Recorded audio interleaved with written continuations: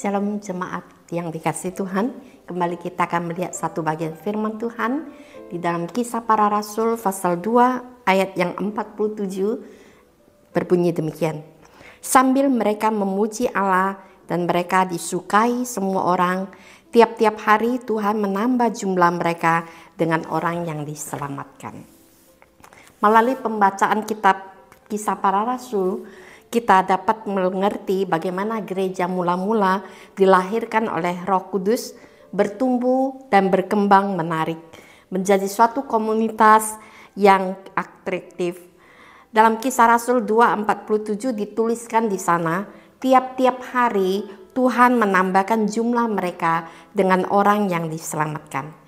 Gereja mula-mula secara luar biasa mengalami pertumbuhan dan perkembangan. Apa rahasia pertumbuhan gereja mula-mula itu? Selain karena karya Roh Kudus dalam gerejanya, juga karena gereja itu sendiri telah menunjukkan ciri-ciri khasnya yang menarik banyak orang.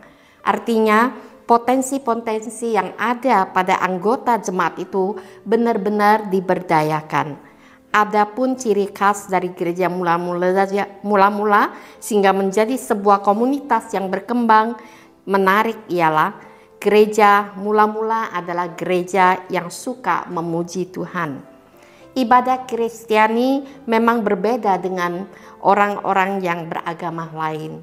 Di manakah letak perbedaannya? Ialah ibadah Kristiani adalah ibadah yang penuh ekspresi kekaguman terhadap kebesaran kasih Allah. Umatnya sadar bahwa di hadapan Allah kita semua adalah orang berdosa, manusia yang najis dan sesungguhnya tidak layak. Tetapi karena kasih karunia Allah di dalam Yesus Kristus telah menyucikan kita, diri umatnya dari segala dosa dan kenajisannya, menyembuhkan dari segala penyakit sehingga kita sekarang layak beribadah dengan cara yang benar kepada Allah. Rasa syukur yang dalam ini diekspresikan oleh gerejanya melalui puji-pujian kepada Tuhan.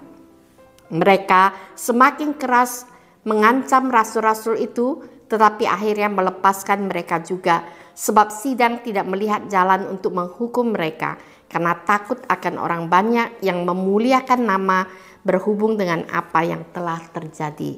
Perhatikan di sini, orang banyak yang memuliakan nama Allah.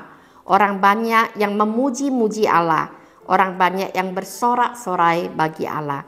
Ini yang kemudian menjadi ciri khas gereja Tuhan, sehingga persekutuan mereka menarik perhatian masyarakat dan Tuhan berkenan atas puji-pujian yang dinaikkan oleh umatnya. Puji-pujian rohani atau kidung jemaat memang besar faedahnya bagi setiap orang.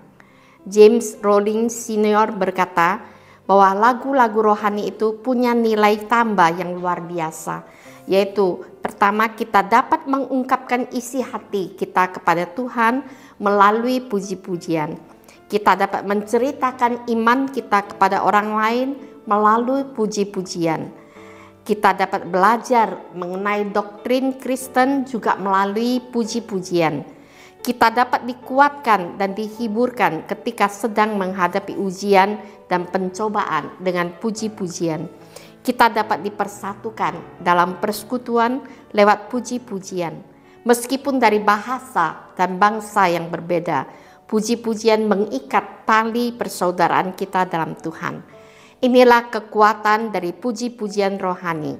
Karena itu, bila gereja ingin masyarakat sekitarnya tertarik dengan gereja, maka sukailah puji-pujian rohani.